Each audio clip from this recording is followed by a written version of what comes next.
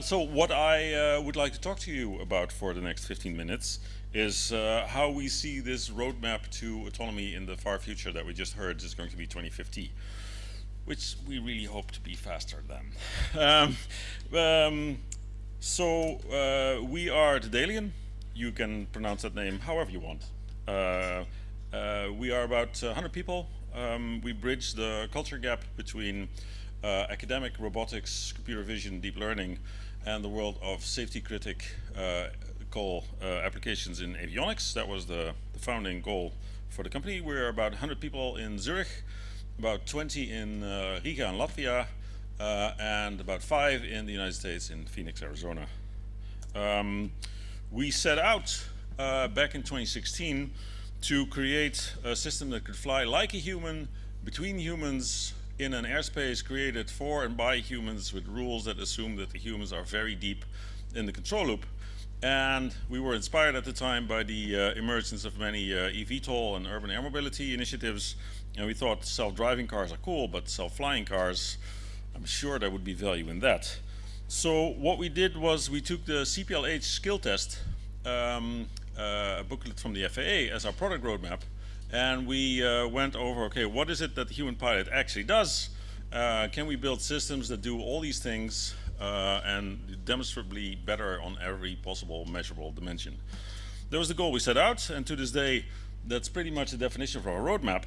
When you start, we deliberately started in VMC and VFR because as a human, you typically learn to fly there. There's a lot of applications.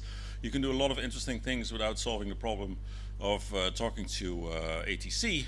And it requires, you quickly find out if you go over the requirements, that you have eyes. You know, human pilots can do without most of the instruments in VMC, provided they can look out the window and see where they are, see where they can fly, and see where they can land. So we have a system working today at a high degree of maturity and close to market entry that can position itself without using GPS. And you can fuse it with GPS, but it's reliable enough to tell you that your GPS is probably being jammed or off because you can still see the same mountain. There's a system that can tell you how you can get safely to a runway or a helipad using no external infrastructure except the same waves as electromagnetic waves as the human eye and visual cortex take in and process.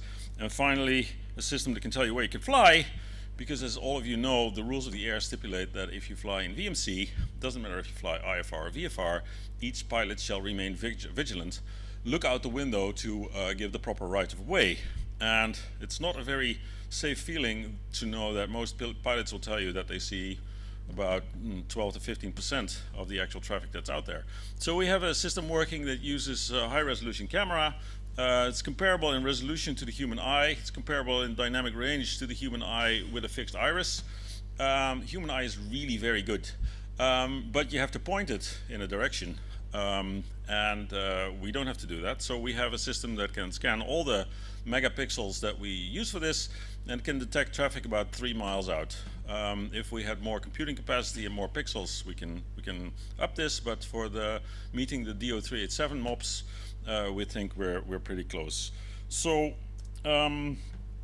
these three systems, these three functions that are incorporated in the system, they all use the same principle. They take a camera with a high resolution image. They, using entirely classical algorithms, extract the best possible picture from it. Then they run through a convolutional neural network, which draws a box around the runway or around the aircraft or something similar. And then the time dimension is added in classical processing with radar-like algorithms that incorporate the continuity of objects and the persistence of time. So this required certifying the whole thing.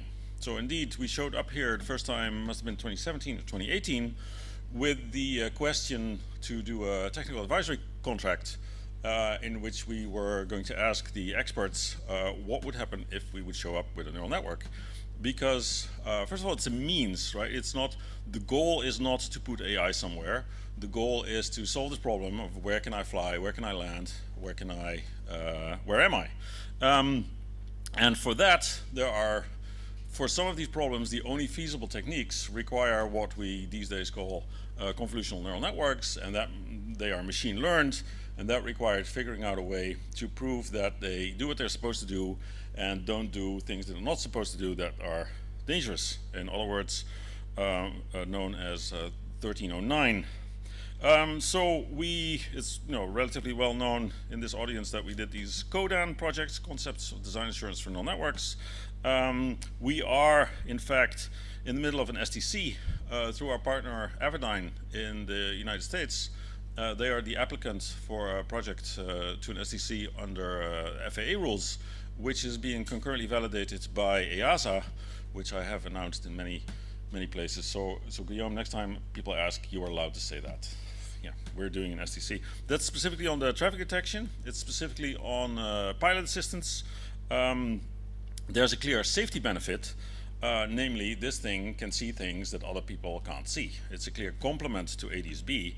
If eyes were not sufficient, people would be flying with their eyes closed in VMC and VFR using only ADS-B. They're not. Why is that? Because it's not enough.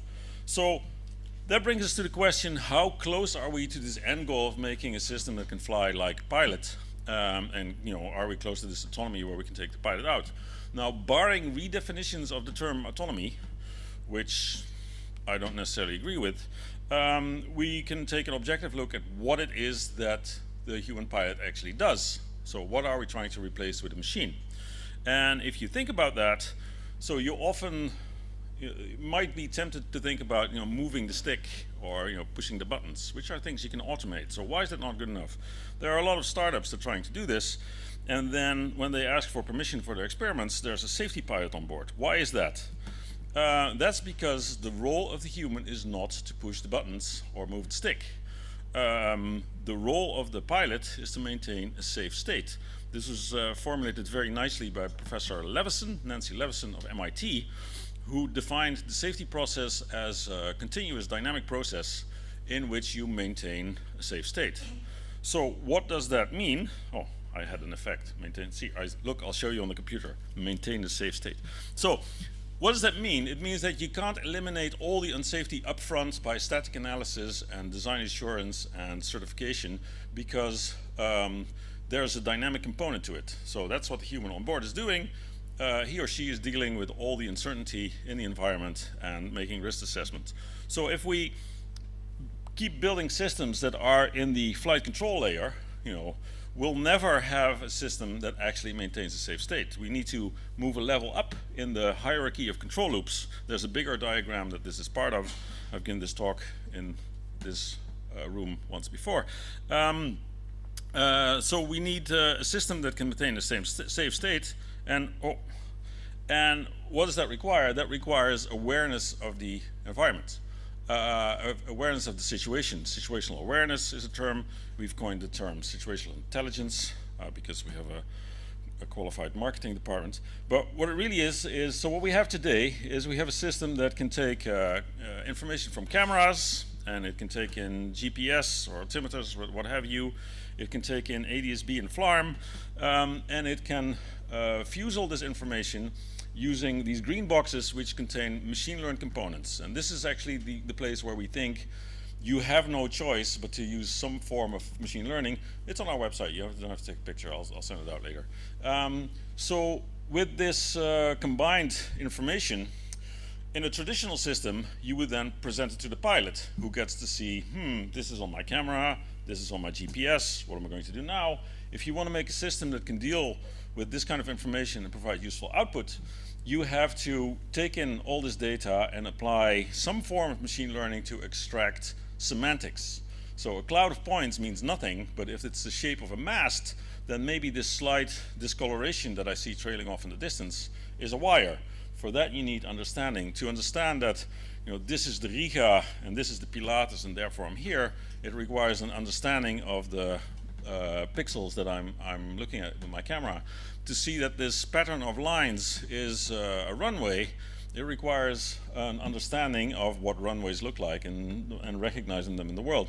And finally, to recognize that this 10 by 10 blob of pixels is suspiciously beginning to look like an aircraft, is something that you have no choice but solving with deep convolutional networks at the moment. If that changes, we're the first one to ditch the whole thing, because man, it's a bitch to certify these things. So we think that the green bits, extracting meaning from the data, requires machine learning. To do that safely means certifying them. To do that means coming up with theories of how to assert that they are fit for purpose and not unsafe. So once you have that semantic awareness, you can make a map in which you have, these things are part of the earth and not moving.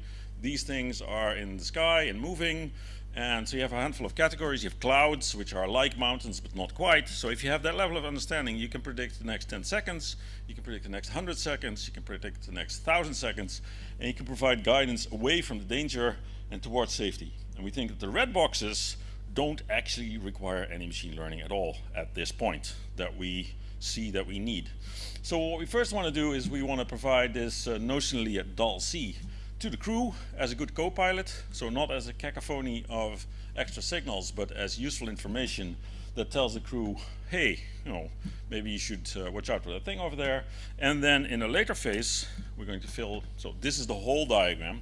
This is what the previous slide was what we have working today. This is what we're working on.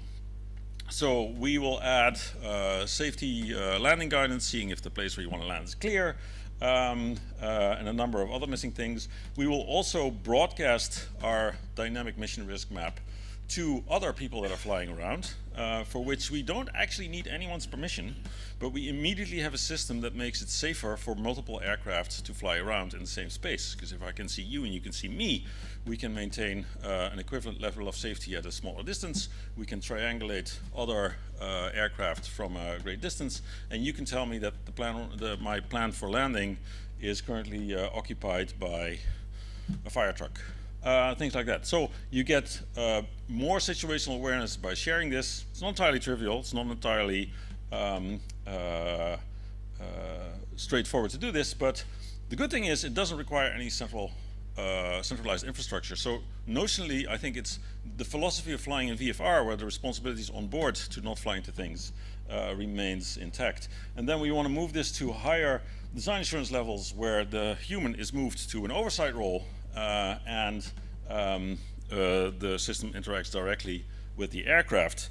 And the way we see that is that we could start, so back up a bit. Yesterday at the reception, Dr. Rasmussen, if I remember his name, started with this AI stuff is all very cool, but we can't just allow everything because we have to see if it's safe. And that was a theme that was repeated this morning a couple of times.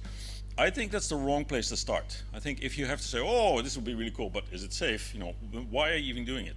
So I think the starting point should be, can we make things safer? Can we make things safer by having the computers fly?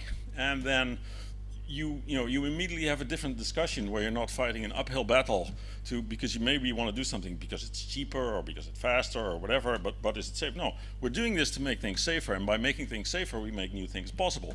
So we could start by giving all these poor single pilots that are flying Part 23 and Part 27 aircraft, doing dangerous single pilot operations, co-pilot that gets us to the state where we can create aircraft that if you take your hands off, nobody dies, which is not the case today in virtually all aircraft. There's no helicopter that is allowed to land by itself, and in most helicopters, if you take your hands off the stick, eventually everybody will meet a fiery end. So these things are within reach, and we can do them by applying these machine learning techniques, and all we have to do is prove that they're safe, and then we can do all these things. So that's immediately a completely different approach to this whole market, which is why I hope we don't have to wait until 2050. And one way of looking at this is, so instead of creating an uphill battle, we want to do this, but is it safe? At every step, we add safety. We start with, a pilot in a helicopter gets a 4-axis control autopilot that knows how to fly from A to B and how to land if things go wrong. And we expand this envelope, and this way we go around the mountain of obstacles to the autonomous place on the other side, rather than trying to fly through the mountain of obstacles. And how am I doing for time? 2 minutes. Still, well, I'm actually done. So so this is how we see it. We think that it should not even be a discussion. We should clearly add safety every step of the way, including the very last step where we yank the human out of the pilot and put him or her on the ground to oversee maybe a swarm of these things. We should do that based on evidence that we have gathered in the years before that it is actually safer if that person is on board. So that's how we execute this roadmap, and I could talk about it for another hour, but I think my time is up.